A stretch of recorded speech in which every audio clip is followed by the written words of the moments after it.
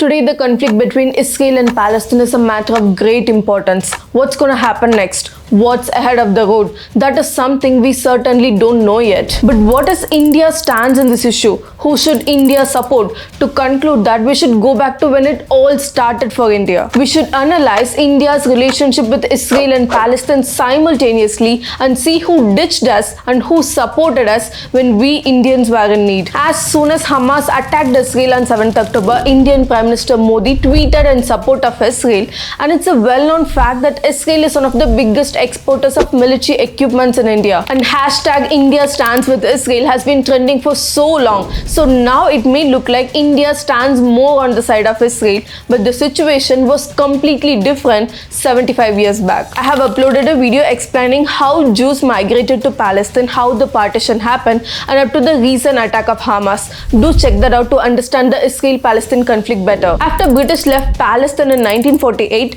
the Arab Muslims and Jews started fighting with each other, demanding their own country. The United Nations intervened in the issue and partitioned the country into two. And there was a strong opposition for this from India, since it was divided on the basis of religious terms. But the irony is, India too was divided on the basis of religion. On top of that, Mahatma Gandhi believed that the Arabs were the rightful occupants of Palestine. He said in 1938, Palestine belongs to the Arabs in the same sense that England belongs to the English or the France to the French. So in 1947, India's stance was against the partition of Palestine. However, partition happened, yet India refused to recognize Israel as a country, and in 1949, India voted against Israel's entry into the United Nations. Then in 1950, 2 years after the formation of Israel, the then Prime Minister Jawaharlal Nehru accepted to recognize Israel as a country, and we were one of the last non-Muslim countries to do so. But even then, India was not ready to establish any kind of diplomatic relationship with Israel. On the other hand, India was the first non-Arab country to recognize the Palestine Liberation Organization, that is PLO, in 1974, and when Palestine was formed as a country in 1988, India immediately recognized its formation. So back in that time, India strongly supported Palestine over Israel. Why so? Because India wanted to show its support to the Arabs and not hurt their sentiments. Then how did things change later? What exactly happened?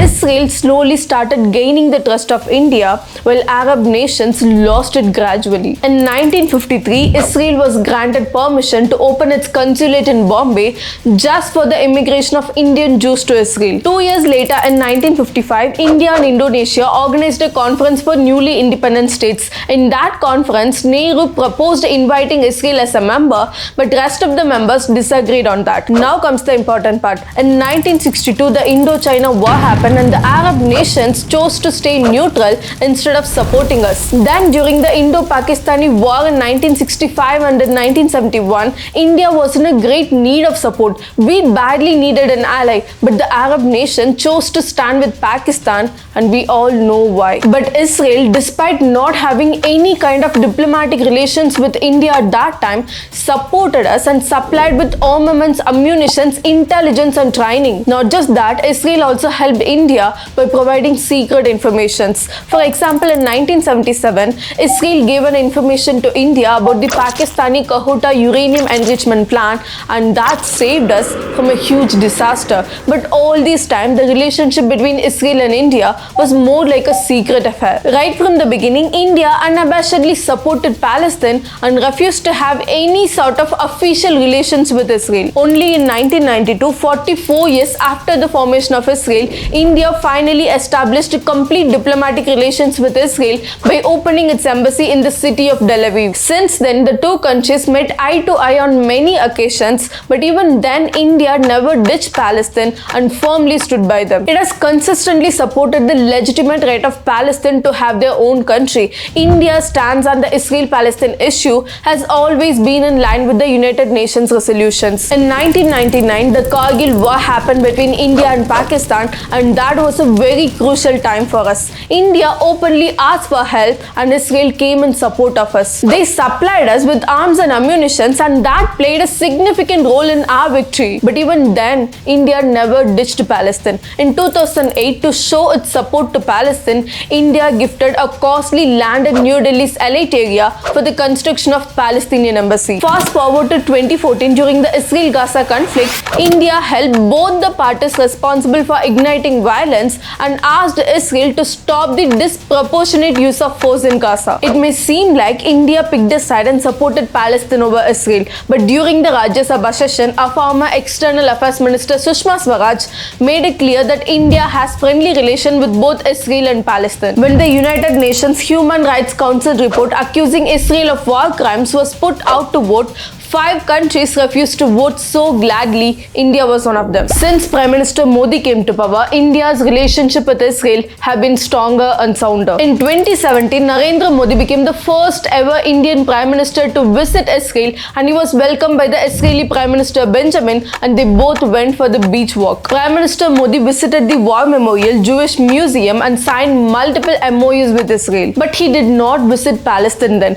To add fuel to the fire, Israeli Prime Minister visited India in 2018 and flight kites with Prime Minister Modi. But as usual, India wants to maintain its balance. So within a month, in February 2018, Prime Minister Modi visited West Bank, the Palestinian land, and there he was awarded the title of the Grand Scholar of Palestine. During this visit, Prime Minister Modi made an agreement to set up an India-Palestine super specialty hospital in Palestine for $30 million and a new printing press for $5 million.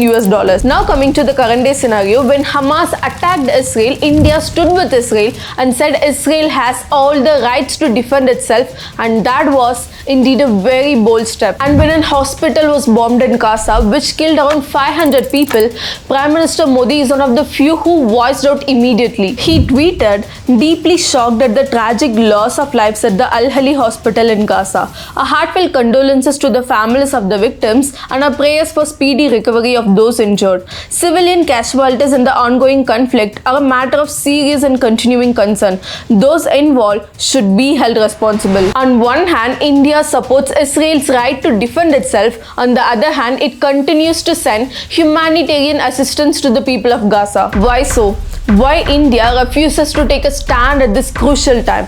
Why India still wants to maintain its balance between Israel and Palestine? Because India is in a need to maintain good relationship with Arab nations. In the G20 summit that happened recently, the India Middle East Europe Economic Corridor project was signed, and that holds a significant geopolitical and economical implications for India. On the other hand, India still considers the attack on Israel by Hamas to be terrorism, which is something India also has been facing from Pakistan for a very long time. So India can somewhat relate with Israel. On top of everything, Israel stood with India in our tough times, so it would be fair to ditch them when they are in need. So what should India do? I'm sure there are enough experts to take care of this, but still we can't resist passing opinions, right? So it's good for India to maintain this neutral stance until the conflict stays between the Israel and Hamas. Apart from the political view, we should also look at the economic effects on India. Even though there is not any short-term effects due to the ongoing war, there are points which cannot be ruled out. It might affect India if the situation worsens. The Middle East is one of the major oil suppliers to the entire world. If day-to-day life is getting disturbed in that region, it's going to lead to considerable spike in oil prices, and that's going to result in high inflation in the society. If the oil price remain elevated, the production cost of almost all the products will get raised, and that's directly going to affect the common people. And there are high chances where this conflict could lead to the depreciation of Indian rupees. And let's not forget, Israel is one of the biggest exporter of military equipments in India, with the military business between the two countries worth around $2.1 billion. And India is Israel's second largest trading partner in Asia and 7th largest globally. In the last 23 years, India invested $383 million in Israel. On the other hand, Israel also directly invested $285 million. At the opposite side, India's trade with Saudi Arabia reached an all-time high of $52.75 million in the financial year 2023. Now, India is the second largest trading partner of Saudi Arabia, and let's not forget, India's trade with the Arab world has already crossed an all-time high of $240 billion a year. 70% of our energy imports are coming from Arab countries, and 4.5 million Indians are living there. So India right now is in a very delicate position. So who should India stand with? It's not that easy to make a decision. If the situation worsens, let's hope it's not going to happen, but still if the situation worsens where other major countries gang up against Israel, I personally think it's India's duty to stand with Israel. We owe them that. They firmly stood by us when we were in a crisis, so it would be our time to stand with them when they are in a crisis. So I think standing with Israel would be morally right for India. But if the situation worsens, if we are ever pushed to pick a side, no matter which side we are picking,